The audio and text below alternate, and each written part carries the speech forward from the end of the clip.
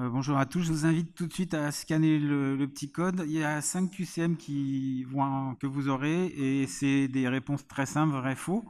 Je vous donnerai les réponses, je ne vous ferai pas les commentaires parce que j'espère que le topo permettra de répondre à toutes les questions. Et pendant que vous faites ça, je remercie les organisateurs d'avoir pensé qu'il y avait un petit peu d'orthopédie en pédiatrie, même si c'est une toute petite niche. Il y a quand même des choses qui sont très médicales et peu chirurgicales qu'on a tous à connaître. J'attends un petit peu.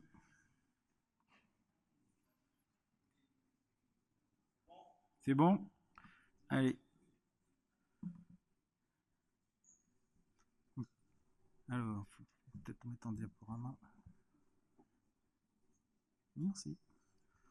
Donc, diagnostic de luxation de hanche est avant tout clinique. Vrai, et ben c'est très bien.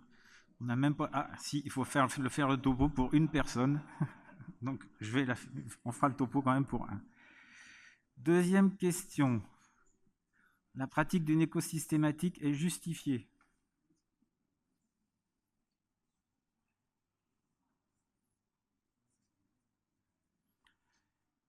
J'attends un tout petit peu que ça se stabilise.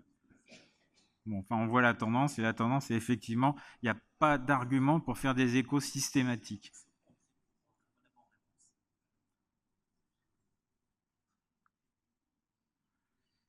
La troisième question. Échographie est demandée à la 3e semaine de vie au plus tôt.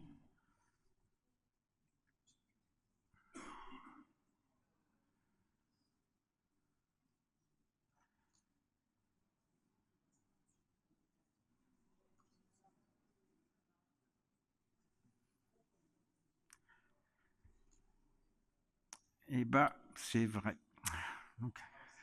Donc on va revenir là-dessus.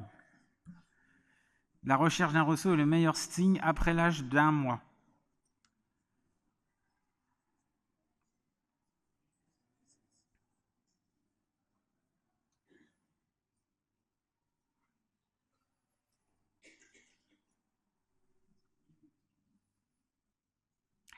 Eh bien, c'est faux. C'est fait qu'il y a d'autres signes et on va bien détailler tout ça. Vous allez voir qu'en fonction de l'âge, on n'a pas tout à fait les mêmes signes.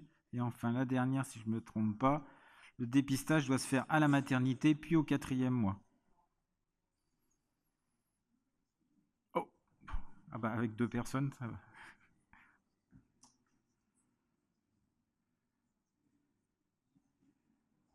Bon, allez, on y va. Il y a un peu de travail quand même. Alors, j'entre là. Merci.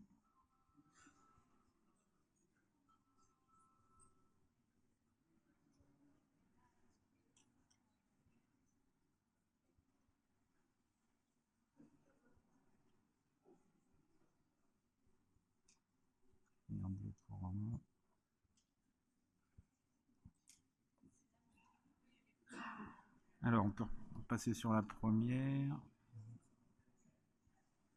La première, c'est celle. Alors, le titre officiel, c'est luxation congénitale de hanche. En fait, vous avez vu apparaître, parce que j'avais fait une petite animation que vous avez vue.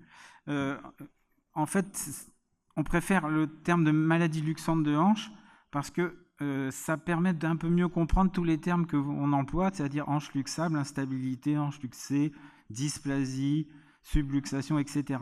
Et donc, ça permet de comprendre qui commence et qui fait quoi plutôt que la luxation congénitale. C'est pas que la luxation dont on va parler maintenant. Quelles sont les questions importantes pour vous? Mon topo, je le centre essentiellement sur du dépistage et de l'activité, on va dire, non chirurgicale.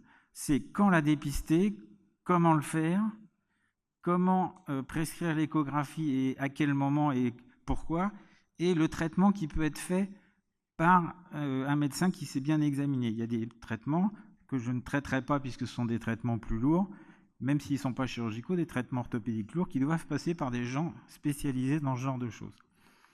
La première chose à connaître, c'est les facteurs de risque. Facteurs de risque, c'est assez simple. Alors, quand on regarde la littérature, il y en a plein, mais quand on reprend ceux qui sont vraiment pertinents, on va trouver gros bébé, c'est plus de 4 kilos. Antécédents familiaux directs, ça veut dire le père, la mère, les frères et sœurs. Point. L'arrière-arrière-grand-mère, on s'en fout un peu. Le siège et toutes les anomalies orthopédiques associées, c'est-à-dire tous les trucs qui font penser qu'il y a eu un moment un petit peu un conflit entre le contenant qui est l'utérus et le bébé qui commençait à être un peu volumineux pour la poche dans laquelle il était. Quand les examiner, alors il faut le faire dès la naissance, il faut se méfier du premier examen des sages-femmes, non pas parce qu'elles ne savent pas le faire, mais qu'elles se retrouvent souvent devant un bébé qui est un petit peu mou, donc elles trouvent parfois des signes cliniques qu'on ne retrouvera pas dès que l'enfant aura un peu plus de tonus. Et tout à l'heure, quand on a dit qu'il fallait le faire à la maternité au 4e mois, non, c'est à chaque examen durant la première année de vie. C'est important parce que si vous regardez dans les bouquins, comment on vous explique comment il faut faire un examen de la hanche chez un bébé, on va vous dire sur un bébé détendu, sur un plan dur, etc. En fait, sur des conditions que vous n'aurez jamais. Donc, comme c'est difficile, il faut le répéter. Et c'est pour ça qu'il faut le faire à chaque consultation. Ça prend pas beaucoup de temps et c'est du dépistage absolument essentiel. Les signes cliniques, on va commencer par des signes qui ne sont pas faciles et qui, à mon avis, n'ont pas de valeur. C'est l'inégalité de longueur des membres inférieurs, parce qu'un bébé qui est un peu potelé, c'est quasiment impossible à regarder, ce genre de choses. La symétrie des plis, c'est un intérêt. Et puis surtout, quelque chose qui est très important, c'est l'asymétrie de l'abduction. Ça, c'est quelque chose de simple à chercher. Il suffit de mettre le bébé bien à plat et de se dire il y a une hanche qui écarte, l'autre qui écarte pas. Et je vais revenir sur les moments et pourquoi c'est un signe important à connaître. D'abord parce qu'il est plus simple que l'autre signe que vous connaissez tous, qui est la recherche d'un ressaut. La recherche d'un ressaut, ça s'apprend, c'est pas forcément facile. C'est évident que si c'est à un moment où le bébé pleure, ça n'aura pas beaucoup de valeur, donc c'est pour ça qu'il faut que ce soit répété. Et l'idée, elle est très simple, c'est se dire je suis devant une hanche en place, je vais essayer de la luxer. Alors je vous rassure tout de suite, si vous essayez de luxer une hanche normale, vous n'y arriverez pas. On a eu un fou furieux dans une maternité qui nous a envoyé 3 fractures d'écollement épiphysaire parce qu'il les examinait de manière un peu brutale, on va dire. Mais il les a jamais luxés, il les a cassés. Il ne faut pas les casser. Donc la manœuvre, si on pense qu'on est en place, il faut essayer de la sortir, et pour sortir la hanche, il faut la pousser en arrière, puisque la luxation est postérieure, et le mettre en rotation interne. Et à ce moment-là, on doit sentir le ressaut de sortie. Tout ça, c'est des termes que vous connaissez, mais vous verrez que ça va se simplifier après. Et puis l'autre méthode, c'est se dire, je suis devant une hanche luxée, et je vais la remettre en place. Et pour la remettre en place, il faut mettre de l'abduction et de la rotation externe, c'est-à-dire faire la manœuvre inverse. Tout simple, hein, en théorie. En pratique, c'est une autre histoire. Surtout que vous allez voir beaucoup de hanches normales, donc vous aurez plus de difficultés à trouver la pathologique, la vraie pathologique, que les gens qui ont l'habitude d'en voir des pathologiques. Une hanche normale, c'est quoi? C'est ça. Ça, c'est une coupe frontale. En bleu, c'est de l'os. Et tout ce qui est jaune, c'est des choses qui sont cartilagineuses, donc on ne voit pas à la radio. C'est essentiel de comprendre ça. La radio, c'est une image. C'est une espèce d'image presque fantôme. Et même l'échographie, quand elle est mal faite, peut vous montrer une partie de la réalité simplement. Les hanches qui nous intéressent, il y en a plusieurs types. Il y a les hanches qui sont luxables, c'est-à-dire, je l'ai déjà dit tout à l'heure sur la manœuvre de Barlow, c'est une hanche qui est en place et qu'on arrive à faire sortir son logement. Et c'est là que vous avez un ressaut, un vrai ressaut, puisqu'elle va sortir, et c'est le ressaut de sortie. Il y a 2 possibilités, c'est d'avoir une hanche luxable avec un cotyle normal, ou une hanche luxable avec un cotyle dysplasique. Le fait luxable, luxé réductible, c'est simplement la position de départ au moment où vous l'examinez, mais c'est le même principe, c'est une instabilité de hanche. Cotyle dysplasique, ça veut dire cotyle moche, point. Et puis il y a un autre cas, c'est la hanche luxée irréductible, c'est-à-dire que vous n'arrivez jamais à avoir la sensation de la remettre en place. En général, c'est parce que ce cotyle cartilagineux que je vous ai dessiné bien triangulaire sur les autres, et bien là, il s'est interposé et il bloque la réentrée. Et ça, une hanche luxée irréductible à la maternité, c'est pareil, c'est un problème de spécialiste, et en général, on ne les traitera pas tout de suite. On attendra un petit peu que l'ambiance se calme. Donc l'idée, c'est d'essayer de traiter le plus tôt possible pour avoir le traitement le moins lourd possible. Et c'est comme toute l'orthopédie, c'est super simple, hein, l'orthopédie. On commence par remettre en place les trucs, et une fois que ça a été remis en place, on fait ce qu'il faut pour que ça reste comme ça. C'est réduction, stabilisation. Donc il faut savoir la réduire, il faut savoir la remettre en place, ça c'est par la manœuvre de réentrée. Et puis une fois qu'elle est bien en place, la stabiliser, la laisser dans cette position, En moyenne, je vous l'ai mis en bas, une dizaine de jours. C'est ce qu'on s'est fixé comme base depuis des années et ça a l'air d'être assez fiable. Et en fait, pour ça, il faut qu'à chaque fois que le bébé sera changé, personne ne lui rapproche les hanches puisque c'est une position qui va reluxer. Donc si en permanence ça sort, ça rentre, ça ne va pas se stabiliser, c'est sûr. Et ça, c'est un peu la galère. Parce que pour arriver à allonger un bébé qui a un hanche câlin comme ça, à le changer, il va falloir être deux. Il faut qu'il y en ait un qui se mette à la tête et qui tienne les jambes écartées, pendant que l'autre fait le nécessaire pour changer le bébé. Et ça, c'est quoi? C'est la belle-mère à la maison. L'échographie. Je vous ai dit qu'on les revoyait du jour et qu'on les réexaminait et qu'on voyait si la hanche était stable. L'échographie est faite en statique et dynamique.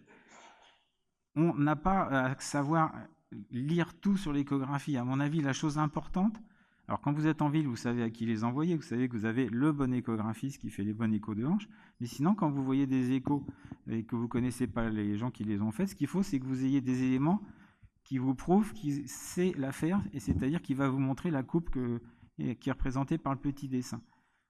Et le truc très important, c'est qu'il faut que la l'iliaque qui est ossifiée soit complètement verticale.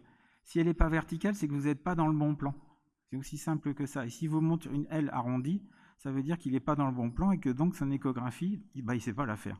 Donc la coupe importante, c'est celle-ci qui va nous montrer donc l'aile iliaque ossifiée verticale, le talus qui est la jonction entre cotyle osseux, cotyle cartilagineux, c'est-à-dire le bleu et le jaune de ce que je vous ai montré tout à l'heure, et la tête du fémur en place, le cartilage en Y étant le cartilage qui permet au cotyle de grandir dans les trois plans de l'espace. Donc quand on a cette coupe-là, on peut se dire l'échographie, ça fait son boulot et il va vous montrer une hanche luxable qui s'éloigne du fond, là on voit, ou une hanche qui est complètement à côté. On voit bien que l'aile iliaque là, sur la hanche luxée, elle est bien verticale, mais la tête, elle n'est pas du tout à l'endroit où elle devait être, c'est-à-dire qu'il montre qu'elle est luxée. Donc l'échographie, c'est très utile. Ça permet entre autres de se dire, ça y est, la hanche est stabilisée, mais ce n'est pas un examen de dépistage. Et ça, c'est écrit partout, c'est vrai, ça a été vérifié de manière sérieuse. Donc il ne faut surtout pas demander ça comme examen de dépistage. D'abord parce que si vous n'avez pas confiance en vous, vous n'avez pas de raison de penser que l'échographie soit meilleure que vous. Donc il fera une écho qui ne sera pas bonne. Donc,